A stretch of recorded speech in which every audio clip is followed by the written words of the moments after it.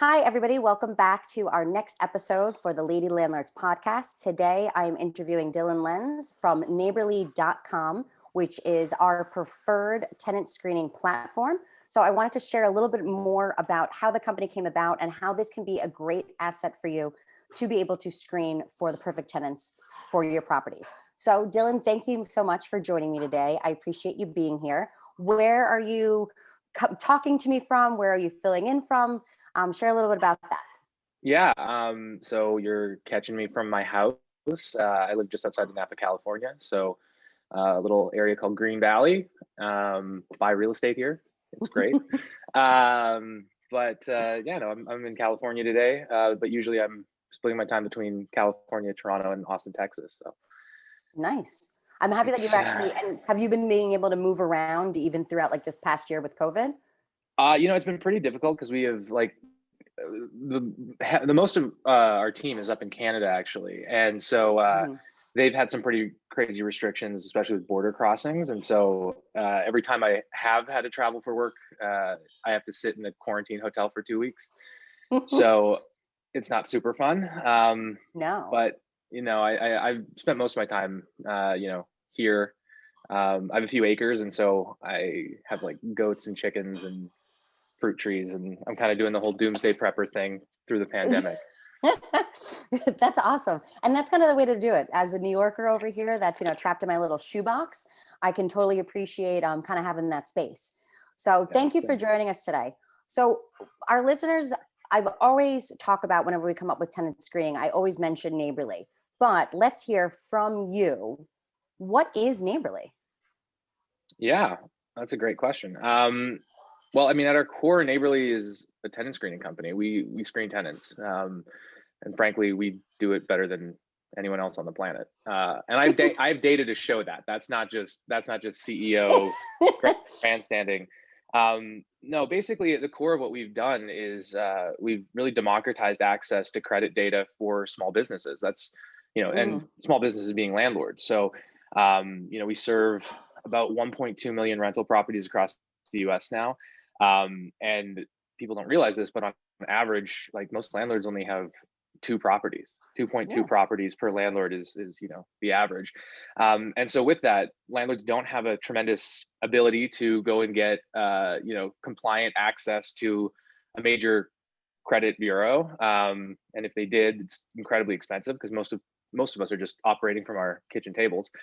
Um, and so we basically done that, and along the way, we've developed a better algorithm and a better screening system for actually scoring tenants and helping landlords predict risk before that tenancy starts. So we can predict things like risk of eviction, late rent payments, property damage, income and employment stability, pet liability, stuff that you want to know as a landlord versus some 3-digit score that you really have no clue how to deal with. So Exactly. And I think that tenant screening is just something, it's almost an art for a landlord to have to kind of figure out, right? Before the days of the internet here, where now I have Neighborly that can help me with doing all those systems in place.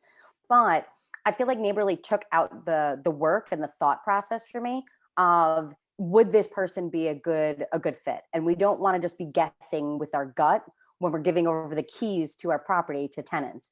So one of the things that I actually do like is kind of that predictive help that Neighborly does provide. yeah, so I mean, the thing is, Neighborly started basically because I was a landlord and I had my own experience with a bad tenant. Um, but it dived a little deeper than just like I want to build a better evictions company or a better screening company to solve my problem. It was as I started like scratching the scab, I realized that there was really just there's so many issues in the existing credit ecosystem, and especially in terms of how credit bureaus work, how data is aggregated, and then how those scores are generated. Really, like FICO was I originally designed in the 1950s. It's changed a handful of times since. It's designed for home equity Hmm. predominantly, and high interest lending in the 80s was really like the last major change to how the credit scoring system really works. Um, but modern day consumers, especially tenants, are really not that profile anymore. They're not. I'm not my parents. My parents are not me. Like, they have a cable plan that they build credit with every month, and I have Hulu and Netflix and Amazon Prime. Mhm. And so millennials are not really able to build their financial story as well. And with that, you see 67% of people under the age of 35, the primary renting demographic, have bad credit. So that whole idea that like bad credit equals bad tenant, it really just wasn't true. And so that's why we basically invented a new credit score for renting. And then from there, we've obviously tried to make it more nuanced. But when you think about, and I ramble, so I apologize, but No, this um, is really helpful. I'm happy to hear this, and this is helping our listeners figure out like what they should be looking for when screening. So okay, perfect. I usually I'm very boring at regular dinner parties, but if it's all landlords, it's going to be fine. So yes, everybody listening basically, totally cares about screening and credit scores and data and those numbers that you're throwing okay, out. Like, that's actually really helpful. perfect. Okay, so the thing is like, if you got, so there's 45 million rentals across the US and Canada. There's Mhm. 23 million landlords. Average landlord has basically 2 units. In fact, only like 72% of the market just have one rental. Mhm. But the thing is that like when you're giving somebody a lease on a home, there's really not that much difference between that and giving somebody an auto lease. Like, you've just Mhm. met them and you're trusting them with this incredibly expensive asset. Most people, it's their second most expensive asset outside of their primary residence. Mhm. And you've known the person for 20 minutes. But what you're actually doing is you're underwriting credit. Like, as a landlord, you are legitimately extending credit. Your mortgage is an extension of credit to you, and you're extending it now down the line to your customer, who's the tenant. And if you're a big bank or a very large landlord with like 10,000 properties, or you're a big bank with 16,000 auto loans, it's Mhm. really easy to be able to bring a new application in, see what that application means, because you have an underwriting department and you have a risk department who are constantly analyzing that. But when you have one unit and basically it turns over every 3 years, you don't have a data set to be able to say, hey, I know that Susan is going to be better than Mark, or this is a high risk profile tenant or not. And so what we do at Naborly is we aggregate all of those rental applications. We create a standard rental application that's fully compliant across the US and Canada. Mhm. And tenants fill that application out. We see that data, but we see it at scale. So we process more rental applications, well, basically than like the 10 largest landlords and property management companies in the US combined in a given Mhm. day. So like we're thousands and thousands and thousands of applications are going through our system. And with that, we're able to basically give small operators, small landlords, you know, superpowers, because basically they're able to see what we see, which is on a zip code You +4 basis, we can analyze down to like, this is what a good rent income ratio looks like, this is what a bad debt to income ratio looks like, and we can actually analyze Mhm. those tenants, and then we can actually produce those risk analysis reports that are much more articulated. Sorry, I like the way I you say ramble. that because it sounds no, that's really helpful. I like this because it really sounds like by using Neighborly that now I actually have my own underwriting department kind of behind me. And that now I, as that small landlord, actually don't have to sit there and say, like, ooh, Susie that I met for 20 minutes, like, I like her. I'm sure she'll pay. I'm sure she, will be a good tenant, because we can't make judgments out of that. One, because we're not necessarily going to be right. And two, we could end up falling under the discriminatory practices and really violating some fair housing laws that our gut, unfortunately, is not what we can go by. But we don't have an underwriting department. We're not that big bank. We don't have people that have that experience in risk assessment. But it sounds like now by using Neighborly, I actually do kind of have this extension of my business through Neighborly.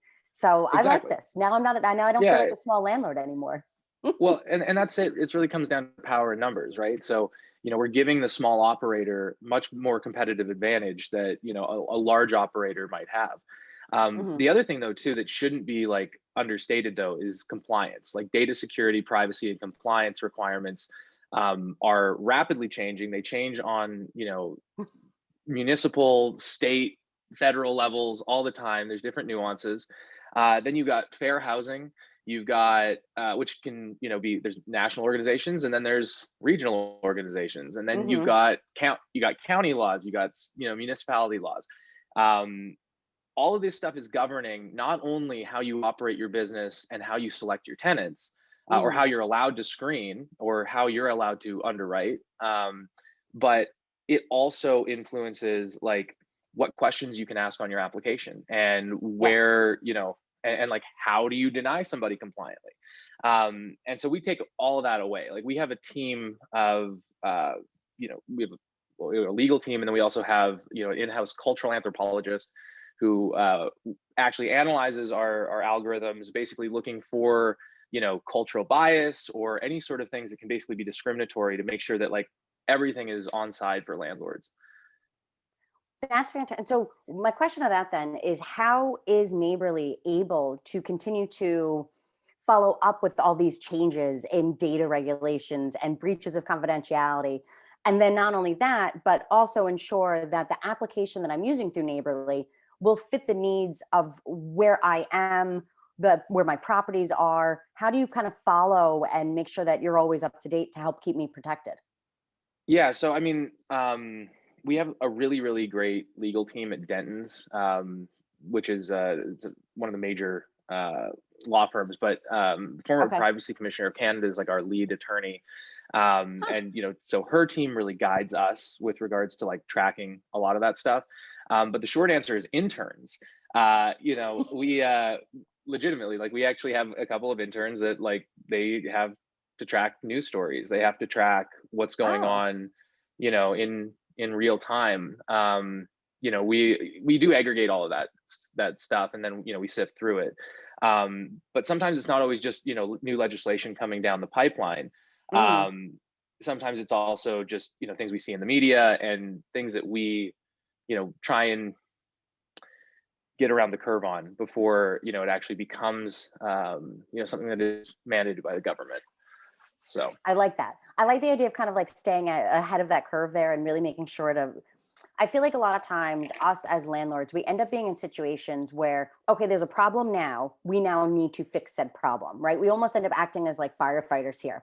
Okay, it's on fire. Now we have to put out that fire. But really, what we need to be thinking about is what we can do to kind of that fire prevention. We need to be thinking about like what could be the problem. Let's kind of get ahead of it and make sure we're proactive. And for my other listeners, they know that on this podcast, I always talk about putting systems in place, making sure to implement things so that way business is running more smoothly, so we don't have so many fires. So it sounds like Neighborly is also doing the work ahead of schedule to make sure that I don't have to worry about putting out any fires there, because we have this group of people that are really looking for what changes are going to be occurring, what things are going to be happening, that really need to make sure that Neighborly is staying kind of cutting edge and compliant in just all areas across the board. Does that kind of sound well, accurate? ab- absolutely. And that's really it comes down to two things for us. From one is that like we want our landlords to be as successful as possible, because when you guys are successful, we're successful. Mm-hmm. And literally the best marketing that we have is landlord word of mouth. Like, I spend very little money on sales and marketing, because landlords talk about us to everybody. Yeah. Which that's a good sign, we're very happy with that. But at the end of the day too, it's that we have this fundamental philosophy that like, if our customer is the landlord, our customer's customer is our customer too, which means it's the tenant. And Yes. at the end of the day, like, it's a tale as old as time. It's landlords and tenants in conflict with one another. um Yes. and sometimes there are terrible tenants, and sometimes there are terrible landlords, and sometimes those people deserve one another. But for most times, people want to just like have a nice home, pay their bills, and not be bothered. And most landlords just want to like collect a rent check and hopefully save for retirement. Hmm. And because it's a slow way of making money, it is not a glamorous. It's funny too, because I think so many tenants think of landlords as like these wealthy individuals who are, it's like Yes. this feudal lord system. And it's like, no, no, no, these are like, most landlords are middle class people like my Hmm. dad, who are like basically hoping to like pay for the kids college fund in 20 years, and then like pay down the house again, and then kick off and to go to Arizona. So like it's 6 a.m. phone calls and stuff like that. But the thing is it Yeah. like, a lot of times landlords get caught up in that too. And they get caught up in that like contentiousness of worrying about the tenant and all that kind of stuff, because there really isn't a lot of trust to be established when you met somebody for 20 minutes off of a Zillow listing. And now you're not even really meeting people because it's a pandemic. Yeah. So, at the end of the day, it's about building trust. Like, that's really what Naborly is trying to do, is establish trust between two parties that don't know each other. And that goes both ways. So Naborly, when you sign up as a landlord on Naborly, you're actually a verified Naborly landlord. We actually have to make sure that, we verify your identity, we credential you, make sure that you're actually who you are, because we're going to be sharing the tenant's private information with you when the tenant gives us that permission. But, we're sharing secure data. So when a tenant sees a Naborly rental application in front of them, they can trust that landlord is actually by the books, compliant, on side. It's a status symbol being a Naborly landlord. Same thing when a tenant shows up with a Naborly application already completed. It makes your life so much easier. When they can just put in your email address and send you over a completed application, you get all the data. But it's establishing trust between those two parties, and making sure that the tenant is part of that conversation about how how things should go. I mean, the example that we're really kind of skirting around here is our decision to get away from criminal background checks in certain markets. Now, we obviously still include the sex offender registry searches, and we do some light criminal searches, but we don't do there's just been a lot of stuff that's happened over the last year that's brought things to the forefront. And frankly, I'd be a liar if I didn't see trends in the data. So what I'm specifically talking about is how, basically minority groups tend to be they have a much tougher time in America. Let's just say that. And from a legal perspective, one of the things we saw, for example, in the state of Georgia, basically the number of times, so if somebody gets a misdemeanor for a speeding ticket, say you're going 90 in a 60 zone, you can get a misdemeanor, or you can just get a speeding ticket. Depends how much the cop likes you. Which is really not the way that a system should happen. If a person likes you or not, you shouldn't get different penalties because of that. Exactly. But the thing is that they're both tickets, right? One goes on your record as a misdemeanor, one's just a ticket. If you're a Black person in Georgia, the chances of you having a misdemeanor speeding ticket versus a regular speeding ticket are massively higher. And every single time we do a criminal record check, the first thing that'll come back is that hit, which means records found. It'll say records found. And a lot of times landlords they'll look past that. They'll just be like, oh, he's got a criminal record, and they move on. They don't go in and learn the context of, oh, in this county in Georgia, this is a misdemeanor, and in this county, it's something different. No, we don't look at that. That would be a response automatically. Oh, there's a criminal history. There's records found. There's files found. That's an automatic. Okay, if there's something showing up on a criminal report, we're just going to move by and go to the next applicant for sure. But you're right. We don't really look into it. And now knowing that a speeding ticket could end up on somebody's criminal history report, that's really going to end up, I'm sure everybody probably listening to this has gotten a speeding ticket at some point in their lives. I drive like a grandma, and I've gotten a speeding ticket, probably for going too slow, but I have.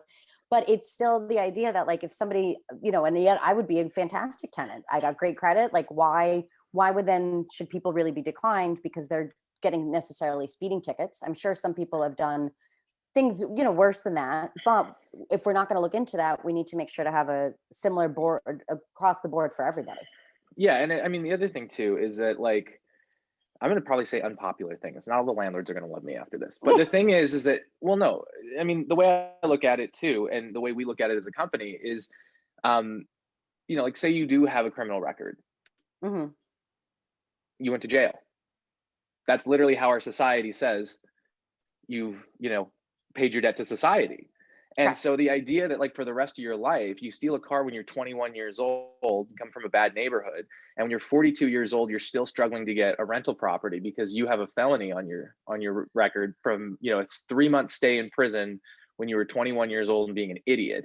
That's not something that we want to perpetuate. No. And so we took a very bold decision this last summer to, move away from it completely. The other thing too is it's already getting legislated away. Like Correct. California, Seattle, you can't do criminal record checks in a whole bunch of new municipalities. No. And we got some municipalities that want to take away the ability to do a credit check. So it's one of Yes, those that's things where it's also like, on the docket for a lot of people. That now credit check, I know in New York, it's definitely becoming more widespread that criminal checks are not something that you're going to be able to do in a lot of places, but credit checks are now also in conversation to now be removed from the tenant screening process for sure. yeah. Well, I mean, I know the stats on how accurate credit is. So it's not necessarily the worst thing in the world, but it's one of those things where you're making a massive financial decision. As a landlord, you should have a right to be able to do that. Otherwise, frankly, the government should step in and offer some sort of right now, Guarantor. yeah, exactly. I mean, well, the thing is right now, basically the economy for the last 12 months has been underwritten by small landlords in a lot of ways. There's been a lot of people who have not been putting those stimulus checks towards their rent payments. And, Correct. It's not everybody, but, Mhm. there has been a lot of people that have done that. And, we make the mistake that landlords are these incredibly affluent people. Most of the time we're not. Correct. We hope to be. And so, it's one of those things where there isn't a government program, even though housing is a commodity, and Mhm. as a commodity, frankly, we should be, if I'm selling a commodity, I'm a price taker, right? Like I'm going to take, whatever the market value, price is for gold or broccoli today. Housing is the same way. It's got a little bit of nuances, but the thing is we transact housing like we transact products, where, Mhm. we fall in love with breakfast nooks and views, and, we think each apartment is incredibly unique. And the reality is they're not. There's a market, and Yeah. it's whatever. And I think most landlords would actually love that. They would love if they could literally just go and be like, cool, I'm putting it on the market.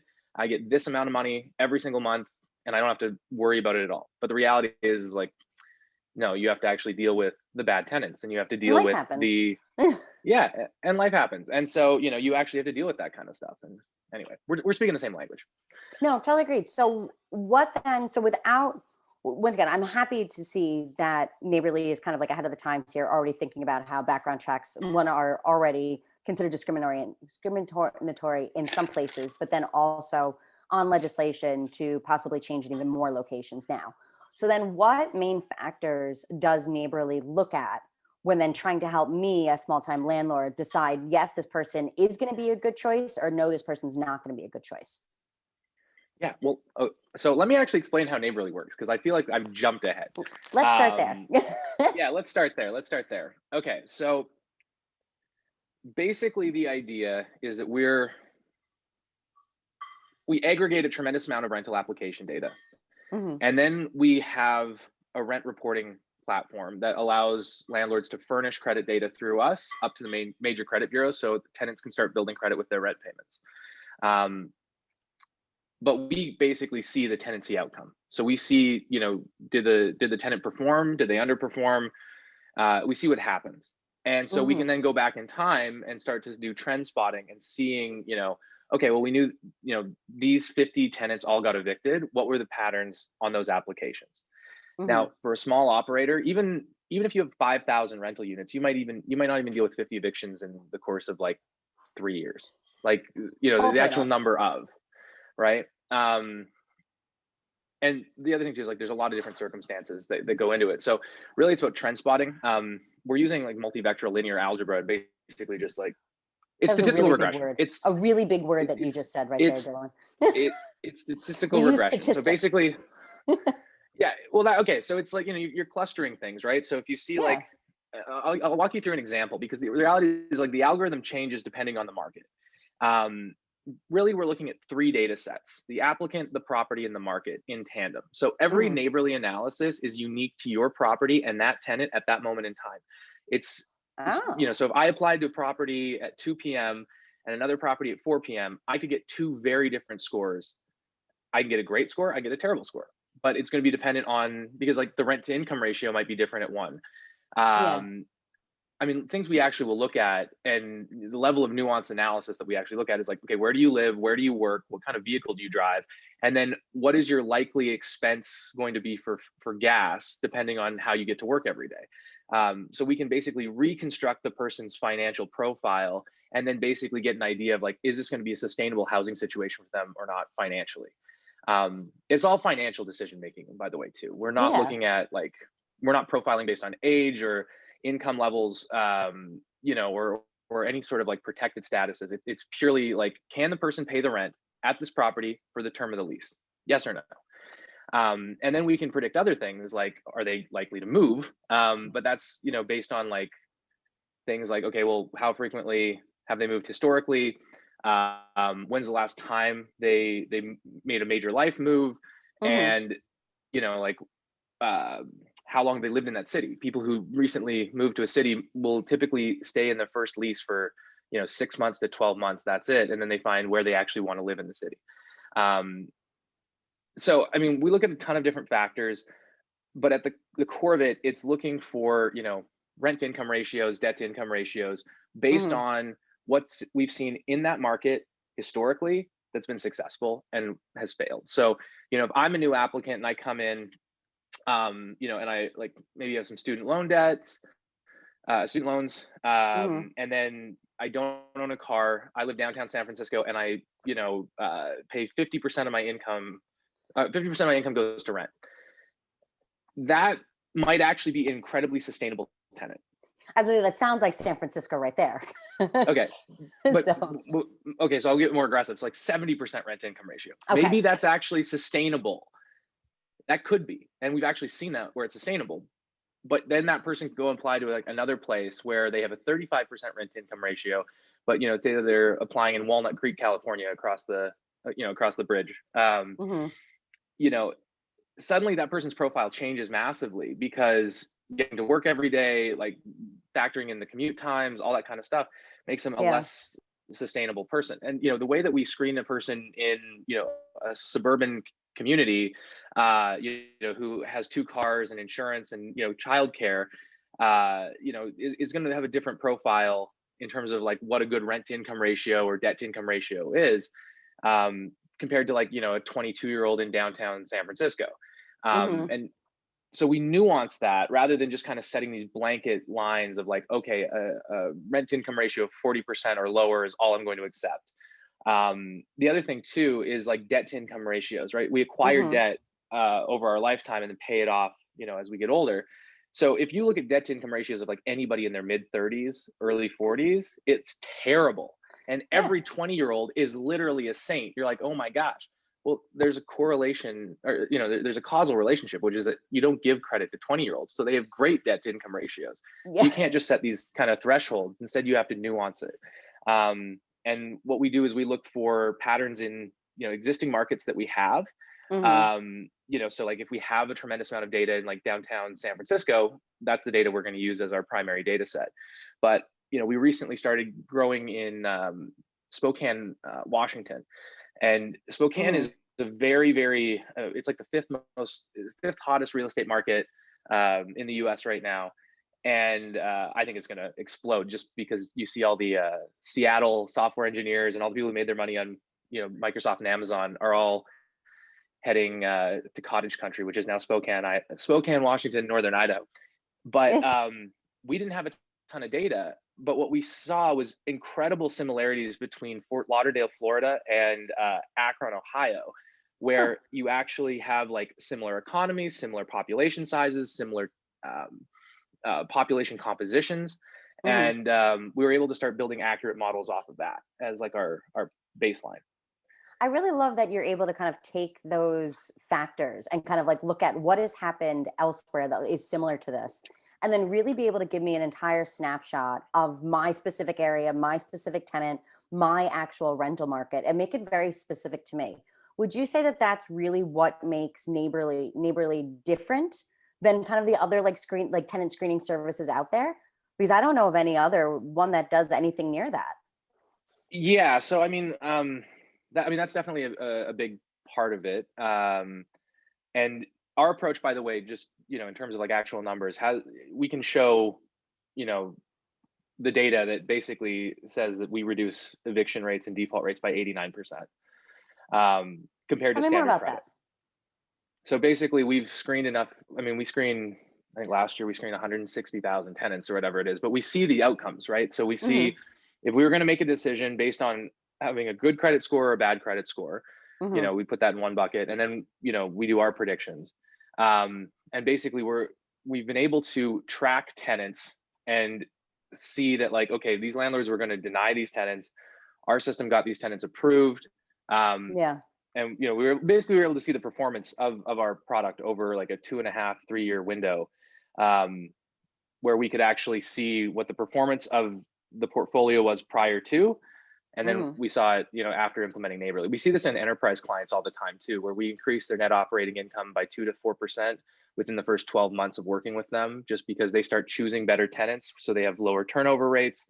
They have they know when to like hold, and they know when to like cut the price. There's a little bit of nuances in terms of quality of tenants.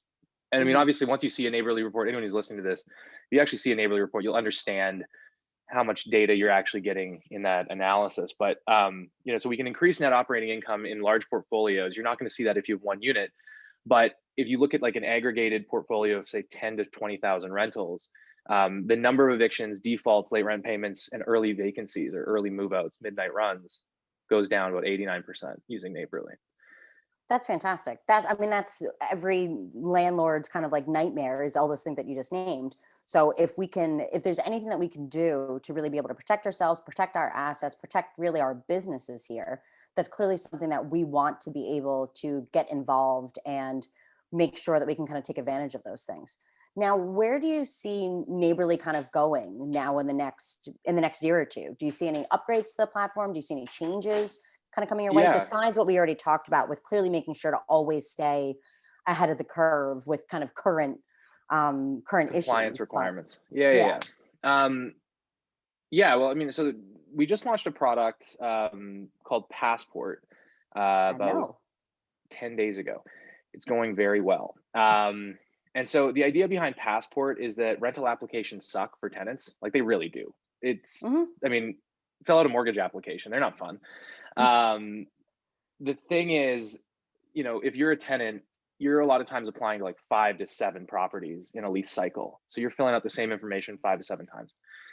So Passport is basically like your digital renter's resume. The tenant creates a rental application, landlord sends the invite to fill out a rental application, and then once they create that application the first time, they can reuse it an unlimited number of times to send it to any landlord who's on the Naborly platform or not on the Naborly platform.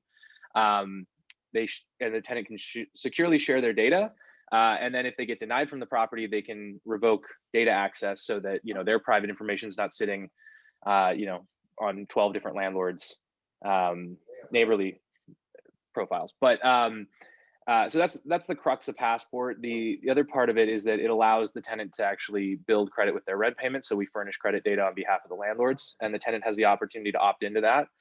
And then the other component of it is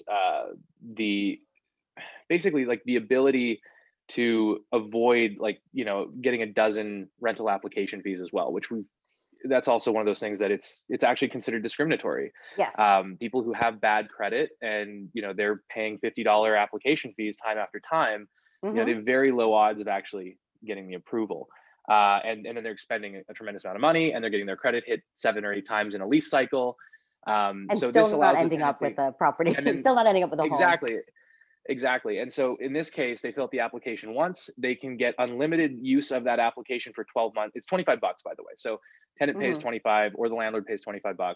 And then for the next 12 months, the tenant can apply to as many rental properties as they want. Their credit is a soft hit. And it's going to come through as Naborly. It's not going to, be 7 different landlord groups. So it's really like trying to like fulfill a good value proposition for the tenant, because frankly, landlords have, I don't want to say this across the board because obviously rental markets are nuanced, but like the tables have turned this last 12 months, especially if you're a landlord in the city. There's a lot less power on our side of the table than there used to be. And so addressing these kind of tenant demands, these tenant issues early, we think is really important to keep not only Neighborly, at the leading edge, but also like our landlords. But where are we going as a company? It's a larger potential question. I know exactly where we're going, which is we're trying to build a new credit bureau. Okay. I'm trying to build a new version of Equifax TransUnion Experian, Mm-hmm. but basically allow for the next generation of financial consumer to actually start accurately building their credit scores and their credit Yeah. histories. So if you look at right now, and this is why the housing market is not going to go down, in my opinion. But if you look, there's a backlog of demand for housing. People aged 18 to 29, almost 50% of them are just over 50%. I don't have the exact number in front of me, That's but okay. it's like 49 to 52%, something like that. I just have to read it. That's a very small margin of error. We'll be okay. Basically half of people aged 18 to 29 still live at home with their parents. Sounds about So right. the thing is that so what's happening with that is I moved out when I was 17, Mm-hmm. and got a job, and had to I didn't grow up well, so it was you have to work, Yeah. and I didn't want to live with my parents. But I got a credit card when I was 18. I got I had a car payment, when I was 23. I had a house when I was 22. I built credit in my 20s. Mm-hmm. Most young people are on their parents' cell phone plans. They're not paying a cable bill. The utilities are not in their name. If they have a credit card, it might be a shared one with their parents. And we're seeing these kind of failure to launch generation. But the reality is it's not that they're not credible. It's that they are not consuming the way that their parents did. My parents' idea of success is a house in the suburbs, 2 cars in the driveway, vacation to Hawaii once every 12 months if they're lucky. I spent the majority of my 20s living in a 1-bedroom apartment downtown Toronto, not having a car, because it was more efficient, and my lifestyle was very different. And you Correct. see people they spend a lot of money on travel and experience-based consumption compared to my stepdad, who has a very robust tool shop, and and spends all his money and time on those hobbies. Consumption has changed, and so where we want to go as a company is really democratizing credit, making it more fair and accessible, especially for marginalized groups, recent graduates, recent immigrants, I and love it. yeah, that's kind of the goal. I It's not really think Twitter. that's great. It's, but I do like that it's one of the things, again, I think what's so cool about Neighborly and what's really sets you apart is that you are looking at trends. You are looking and realizing, I feel like other tenant sites that I've used in the past were just ways of collecting information. They still didn't, and now it was just electronic rather than a piece of paper, but it wasn't really giving me any insights. It really wasn't helping me make a better decision. It had nothing to do with kind of what is going on in the world and what we're kind of seeing within a rental market. And I'm really happy to see that Neighborly is thinking ahead and thinking about what is changing and what we need to be doing different and what we can really be doing, not only to be better landlords and pick better tenants and find the right people for our properties, but really make sure to be doing that in the most fair, equitable way, and that is constantly being updated, and that's not something that I always need to be kind of the expert in. Like I said before, I feel like now by using Neighborly, I have my own underwriting department, which is great.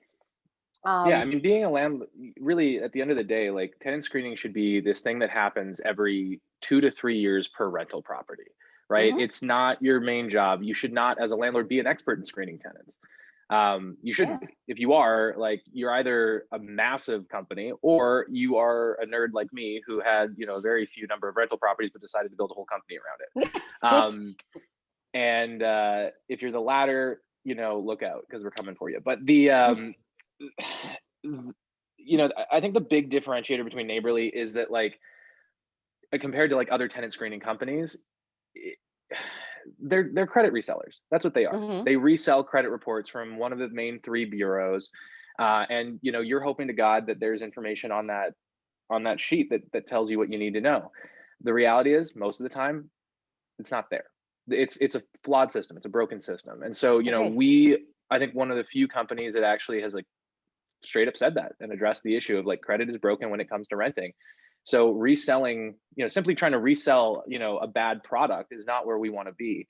And then the other thing too is a lot of the companies will offer like an additional add-on service of calling references for like an extra $50 or something like that. Mm-hmm. And the problem we found with that is because we used to screen references, we used to call references in the early days of the company. Now we send out a short survey asking the past landlord to just, give us some insights on, would you rent to them again? Mm-hmm. What was your experience like?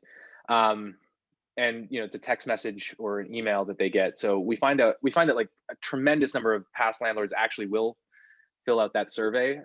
That's great. But the challenge we find is that like how do I know that the person I'm speaking to on the other line is, on the other end of the phone is not like, your brother-in-law who's just pumping your tires? How do I know that it's not, your best friend and you're sitting across the thing from, how do I know it's not just you with an accent? Yeah. 'Cause I've done that before. Very true. I've totally, when I was younger, I totally like did a fake Russian accent trying to get an apartment and, because I needed a reference and I just moved to the city. Yeah, that People who happens are all the good time. tenants lie on applications. I swear, like the number of landlords I know who fudged their financials to get a mortgage, like, I know, Exactly. we know. Everybody's out there People doing what they need to do for the best for them. Agreed. exactly. And the thing is like, we're talking about housing, we're talking about shelter, right? So, you can have great people who put like a little misinformation, but a lot of times with that, you're calling a reference that you don't know.